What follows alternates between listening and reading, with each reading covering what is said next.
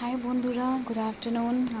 Again আমি ST বিবিস advice চ্যানেলে একটা নতুন টপিক নিয়ে। আমরা বহরমপুরে থাকি, তো বহরমপুরের কিছু নতুন লোকেশন আমরা এক্সপ্লোর করেছি রিসেন্টলি। ছোটোখাটো ছুটিগুলোকে আমরা ইউটিলাইজ করতে পারি, আপনারাও ইউটিলাইজ করতে পারেন যদি আপনারা সুস্থ থাকেন। রিসেন্টলি বকরিদ ছিল মানডেতে, তো আমরা সেই ছুটিটাকে ফুললি ইউটিলাইজ করলাম। অ্যাকচুয়ালি আমার বেবি ছোটো, তো মর্নিং থেকে সেটা সম্ভব হয়নি, বাট আফটার লাঞ্চ আমরা জার্নি স্টার্ট করি শর্ট ট্যুর। সেটা হচ্ছে এখান থেকে কাশিমবাজার রাজবাড়ি যাওয়া যায় বহরমপুর থেকে। আপনারা টোটো নিতে পারেন, কনভিনিয়েন্স ভালো। টোটো করে আপনি চলে যেতে পারেন কাশিমবাজার। কাশিমবাজারে অনেক কিছু আছে দেখার, মন্দির আছে, রাজবাড়ি আছে। তো আমরা বেসিক্যালি রাজবাড়িটাই পয়েন্ট করেছিলাম। তো রাজবাড়ি, কাশিমবাজার রাজবাড়ি আমরা বেরোলাম 5টার সময় বেরোলাম। তো আপনাদেরকে বলে রাখি, যেহেতু আপনারা আসবেন এখানে কাশিমবাজার রাজবাড়ি দেখতে, তো আপনারা চেষ্টা করবেন যে সকাল 9টা থেকে 5টার মধ্যে এসে যাওয়ার। আচ্ছা, এবার রাজবাড়িটা হচ্ছে বেশিক্ষণ না, বহরমপুর থেকে হার্ডলি 35 মিনিটস লাগে টোটোতে। তো আপনারা ঘুরে আসতে পারেন। ওখানে ফেয়ার চার্জেস হচ্ছে 50 রুপিস পার পারসন ভেতরে ঢোকার। অ্যান্ড অ্যাকচুয়ালি ওখানে গিয়ে আমরা আর একটা নতুন তথ্য জানতে পারি, সেই তথ্যটাই আপনাকে বলতে চাই।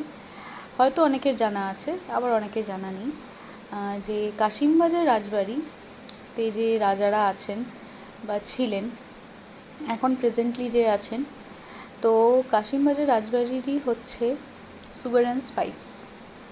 আপনি কোম্পানির নাম নিশ্চয়ই শুনেছেন, সুগার অ্যান্ড স্পাইস। তো সুগার অ্যান্ড স্পাইসটা হচ্ছে কাশিমবাজার রাজবাড়িরই ওদেরই কোম্পানি।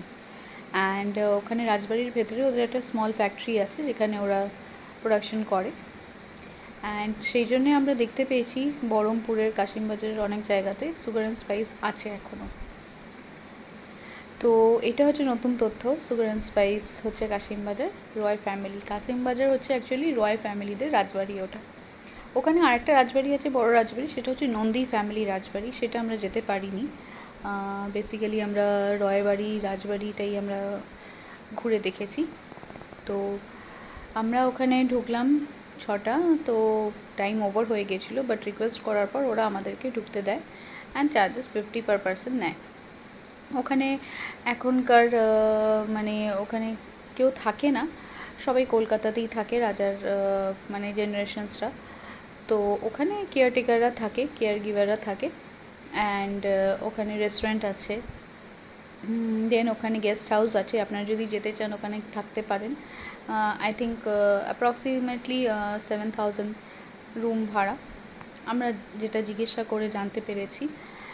ওখানে শয়নকক্ষ আছে, ওখানকার ইউজ করা রাজাদের পুকুর আছে, দেন দুর্গা মন্দির আছে, লক্ষ্মী মন্দির আছে, শিব মন্দির আছে, নাচঘর আছে। হ্যাঁ, আপনাদেরকে আমরা ফটো দেখাবো, আপনারা দেখতে পারবেন। আর ভেতরটা খুবই সুন্দর, জায়গাটা খুবই সুন্দর, অ্যাম্বিয়েন্সটা খুবই ভালো। রিকোয়েস্ট করবো যে আপনারা মর্নিংয়ে যাবেন, তাহলে কি আপনাদের টাইমটা অনেকটা থাকবে আর এক্সপ্লোর করতে পারবেন অনেকক্ষণ ধরে। আর আশেপাশে আছে, আপনি পাতালেশ্বর যেতে পারেন, যেটা আমি শুনেছি পাতালেশ্বর খুব সুন্দর জায়গা। পাতালেশ্বর যেতে পারেন, ব্যাস মন্দির আছে। এই দুটো জায়গা আপনিও এক্সপ্লোর করতে পারেন সাথে রাজবাড়ির সাথে। তো ভিডিওগুলো দেখবেন, কেমন লাগে আমাকে কমেন্টে নিশ্চয়ই জানাবেন। আর like, share and subscribe kindly করবেন। আর আপনাদেরও বলছি, ছোট ছুটিগুলোকে ইউটিলাইজ করুন। এর কোনো মানে নেই যে আপনাদেরকে 7 ডেজ ছুটি নিতে হবে, বাট ছোটোখাটো ট্যুর আপনি 2 ডেজের 1 ডেজের আপনারা করতেই পারেন। আর যাদের বেবি ছোটো তাদের বলবো আপনারা মর্নিংটা না বেরিয়ে আপনারা ইভিনিংয়েও বেরোতে পারেন।